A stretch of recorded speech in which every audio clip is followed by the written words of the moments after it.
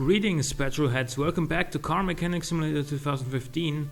Today we got a Bolt Hellcat here, and I'm sorry if I just restored one of those recently. I kind of have a feeling that I did.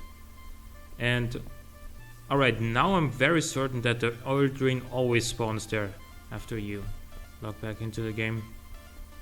Because I'm pretty sure I left it there last time.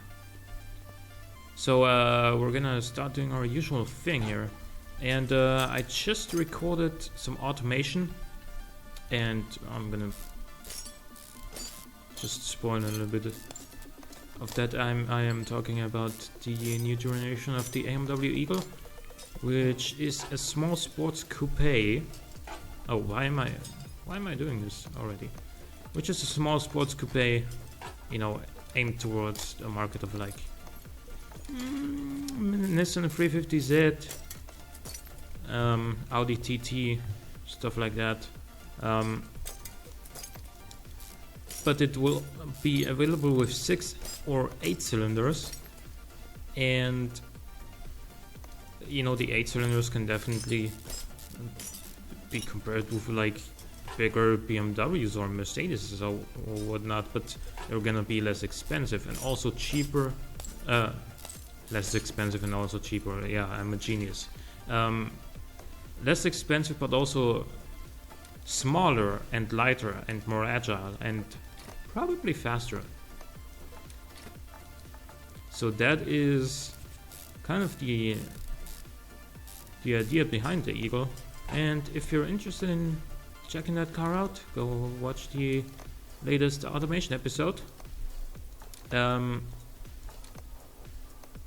gonna say too much more about it. Anyway, like I kind of like restoring muscle cars in this game. There's something about old cars that newer cars don't have anymore, and that thing is probably simplicity. The reason these cars are built in a more simple way is that, you know, the tech that we use today didn't exist back then. It's as simple as that. And therefore, you know, simpler tech is just, you know, it's all they had, and it worked well for a long time. It's even more reliable than a lot of modern tech. Some of it, at least. And therefore, it's not a bad thing. Like, I would probably be interested to see, like, if somebody could. Well, Corvettes are still using leaf springs, or at least the C6 was. I don't know about the C7. I think it also uses leaf springs, doesn't it? But a more modernized version of them, of course. And Corvettes handle really well. The C6 and the C7 in particular. So, you know, it works. It's still totally viable. We have a brake servo, we have battery. Okay. So what we have on this car is one carburetor, pushrod V8, double wishbone front suspension, and leaf springs rear. Pair tensioner? We have that, don't we not have a pair tensioner? I can't remember.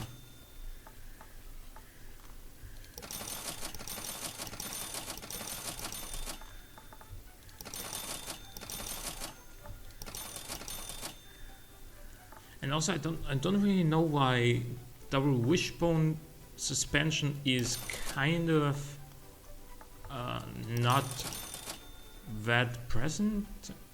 It is obviously more expensive than McPherson's fronts, but at the same time, like, if it's also better. It's better for handling. It's better for comfort. It's better for almost everything. But it's also less compact, which means you can't put as large of an engine in there in the engine bay, which is probably one of the biggest reasons why double wishbone front suspension isn't used that much anymore, because cars are supposed to be getting more efficient. One way of making them more fuel efficient is to make them lighter, and making them lighter, like one way of doing that is making the car smaller, and for that you need the components to be more compact, which double wishbone suspension doesn't really do a good job of. So you know, that's the whole reasoning there. We have a fuel filter, we have a fuel pump, a fuel tank.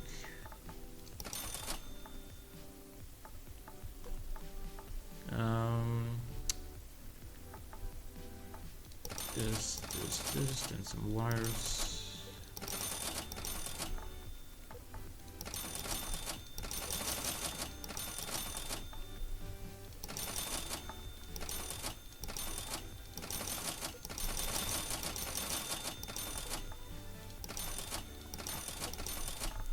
Then we have these, I think. We have 2 of those, 2 of these.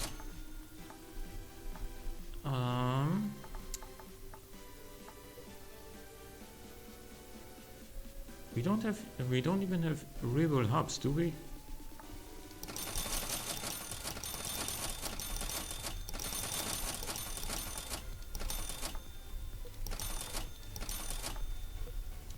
I think we have 4 of these and 4 small ones, don't we? That's what I remember leaf springs to be. Solid rear drive axle. No solid axle control arm.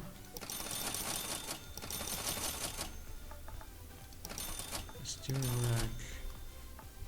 2 of these. We get a timing chain. That. 2 of those. 16 push-ups.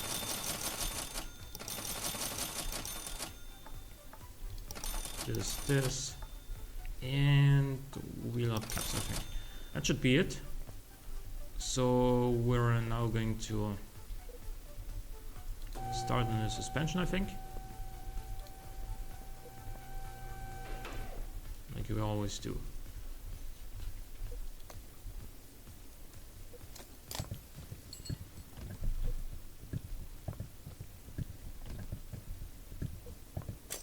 That was a lot of oil, so this car has just had an oil change very recently, it seems, because the oil was also in pretty good condition.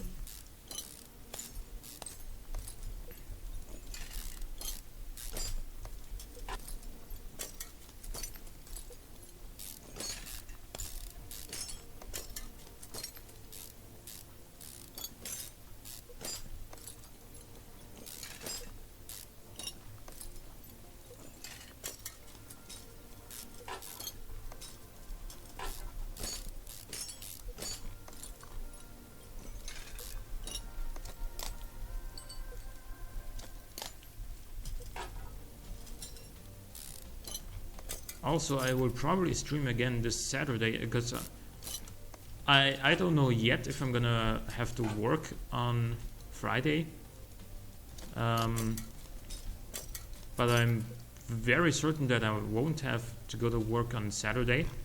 Like, I've never had to before, so that's just my assumption. And you know, if I can get a stream in on Friday as well, that'll be even better. For me personally, and for my mental health, not for my wallet necessarily, but probably for my own mental health. So in case I didn't tell my Twitch name before, I think I did it multiple times, but it's twitch.tv/Tom_Hanks, and well, if you can follow me to always see when I go live and start streaming, which I totally recommend because it's free. So if you want to see, if you always want to be notified when I start streaming, then go ahead, follow me. I don't know if I'm gonna stream Car Mechanic Simulator, because it's kind of always the same, and you know, obviously you can just hang out and chat and talk to others, but then again, chat is most of the time not really that filled anyway. It's just due to the nature of being a small channel. Like I don't have that many subscribers on YouTube. It's still less than 800, so you know, I'm happy about every single viewer that I get on Twitch. Helps me grow, and if it doesn't help me grow, then at least it's fun to talk to people.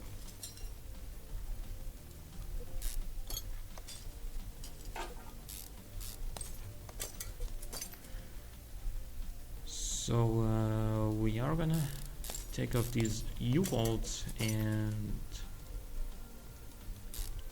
also last Saturday the stream went. It was a little bit kinda, how do I say this? It wasn't working as I would have liked, because I did stream automation as well, but only the first 5 or 6 minutes or so did get captured, which never happened before, albeit I've only streamed 3 or 4 times before, so that's not saying very much. But I got the raw file recorded still on my computer. So if you'd like to see me build a 1992 Ford F-150 with a 5.8 liter Windsor V8, just tell me and I'll upload it. But it probably won't be very exciting to, or very entertaining to listen to, because there was nothing going on in the chat, and I was just mainly focusing on how to build the car, and it was just not very, I was not very talkative. So therefore, if you didn't see it, you're probably not missing out on too much. But I can still upload it if you'd like. So we are basically done with dismounting the suspension. Therefore, we're now gonna go to the engine bay and do our thing here.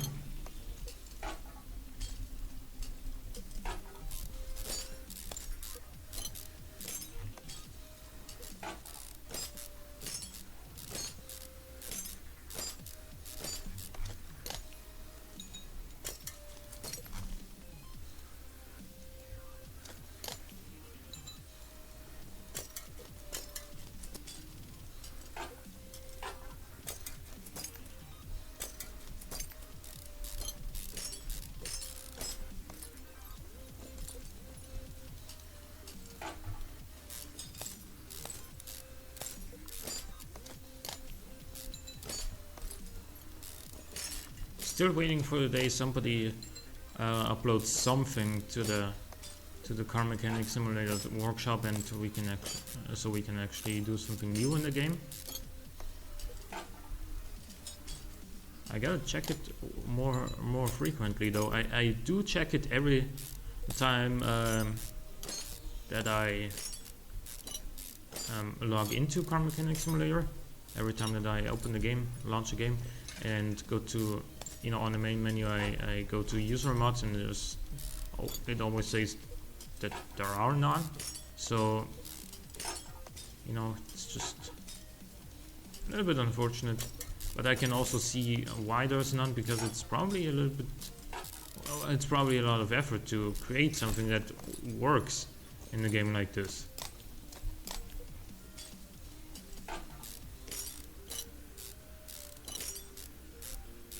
Given that, you know, if you want to build a new car for this game, for example, you got to do not only the entire programming, so everything controls just like in the already existing game. You also got to do all the aesthetics, how each individual part looks and everything. So that's gonna be just a lot of work.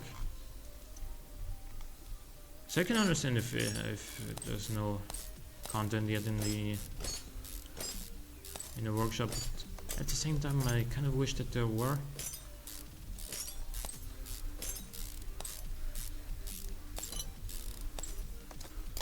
Also, somebody asked me last episode that I should do a replica in automation of the Royale Crown of this game.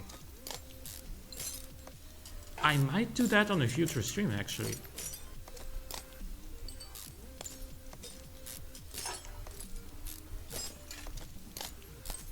But then, you know, basically, I can do the aesthetics pretty well. If you can tell me if you want a replica of the stock one or of the one with front bumper A from the tuner shop, or etc., what parts exactly you want me to replicate. But the thing is about the engine, it's a turbocharged dual overhead cam, directly injected inline-4. So that could be any size between like realistically speaking, 1.5 liter and like 2.5 liters, anything between that, with an amount of horsepower that we don't know about. So, you know, it could be 90 horsepower, it could be 200 horsepower or more. We don't know. So therefore, I probably will only do the aesthetic part, or maybe I'll just build a custom engine for it myself. That would also be an alternative. Just build what I think would be reasonable for that car. And I've driven it on the test tracks, and it feels actually moderately fast. So I would probably build an engine with about 170, 180 horsepower, something like that. Something that just goes well without being like super fast.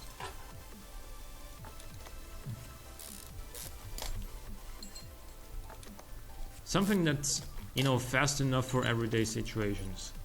Something that's reasonable, quote unquote.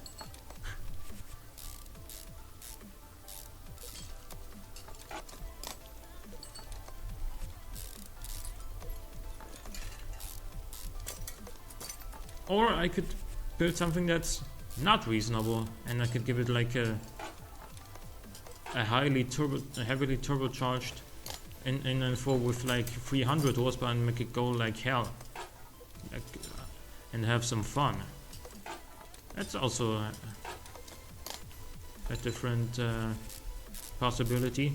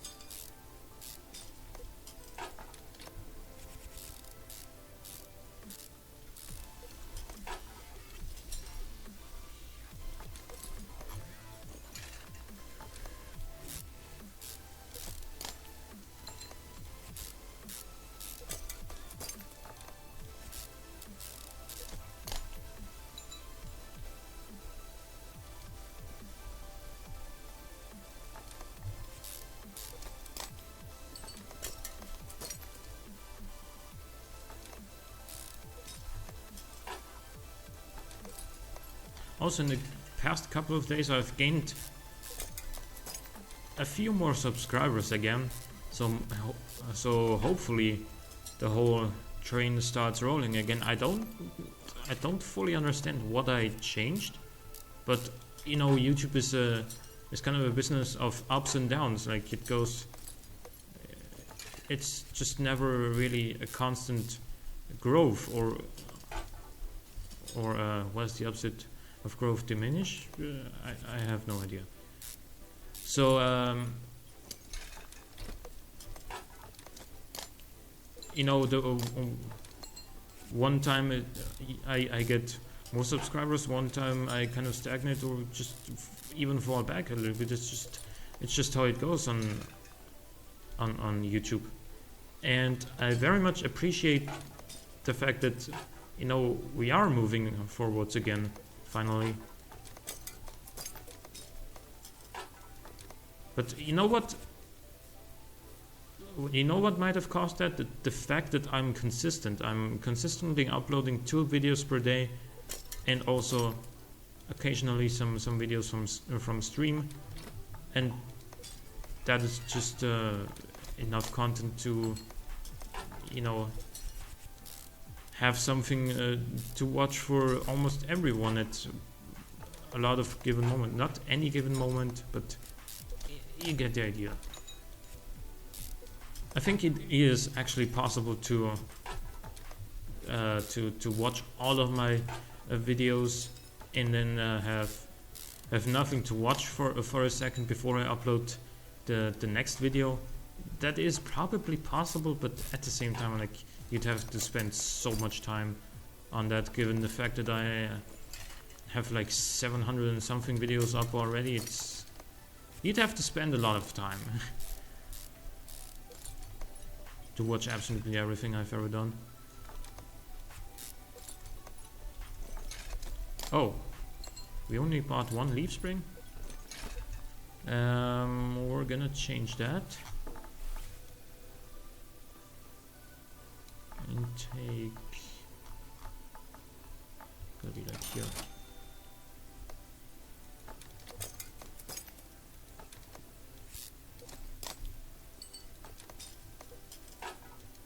And yeah, the consistency is what, like, if you have a goal that you want to achieve, and I do, then, you know, the more consistent you are, the better your chances of actually achieving a goal are.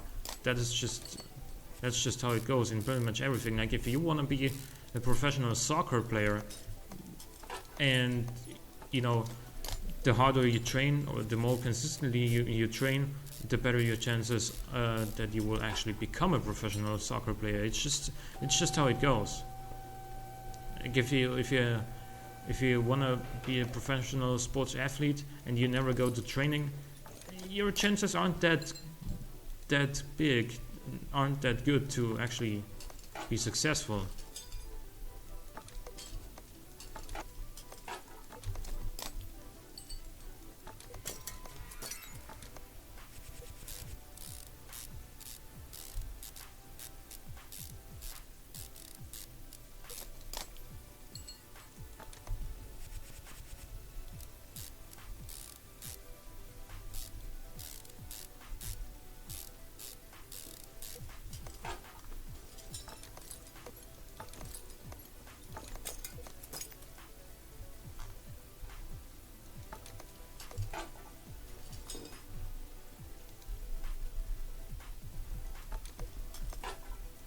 And basically, if you're watching a big YouTuber, I know this probably doesn't apply to you specifically watching this video, but just generally speaking, when people are watching, or I should start this way, there are people that watch big YouTubers and say like, oh, they don't deserve the success that they have. Those guys don't deserve their money. Everyone can do that. Sure, go ahead and try it for yourself. There's literally nothing in your way. You got a computer, you got internet, otherwise you wouldn't be watching those YouTubers. So that's all you really need to start doing YouTube. Just get yourself a recording software and start making videos. That's just all you have to do. And if you want to, the more high quality content that you produce, probably the more viewers you're gonna get. Like, it's just it's in the end, it's only a numbers game basically, and also a matter of how successful you already are. Like, if you already have 200,000 subscribers and you post a new video it's very likely to get at least like 10,000 to 20,000 views, right? So if however you only have 10 subscribers and you post a new video, then you're gonna be happy to achieve like 10 views. It's maths at the end of the day.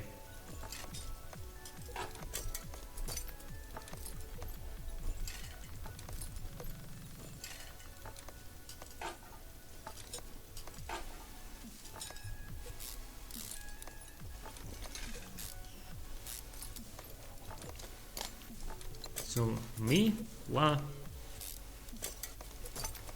as far as my videos go, I'm kind of averaging like 30, maybe 25 to 35 views per Car Mechanic Simulator episode, which is totally fine by me. I'm averaging like about 100 views per automation episode, recently at least, recently speaking. And you know, I gotta take it. Like I'm not totally happy with that. I'm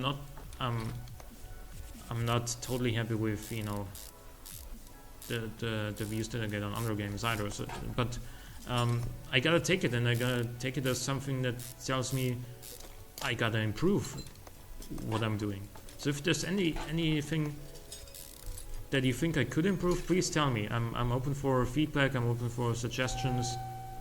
I'm open for constructive criticism. Everything of the sort. So if you have any feedback regarding, you know, general stuff about my videos, then please feel free to comment on it. And well, we are basically already done with this car anyway, and I would love to improve.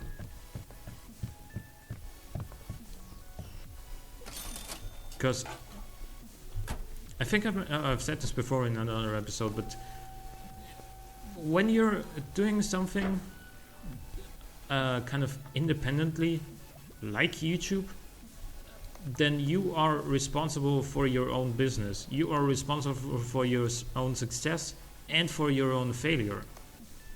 So kind of stagnating or regressing in views or subs or whatever you want to measure it in is kind of a sign for failure on YouTube. And I'm glad that it's going up again. So I take responsibility for that, but I also take responsibility for the kind of downs and stagnation that there has been in the past couple of months. And again, like I happily accept all the feedback you have, and leave me suggestions in the comments. That sums it up for this episode. We are done with this car. Hope you guys enjoyed. Leave a like or a comment if you did. Thank you for watching, and I will see you next time.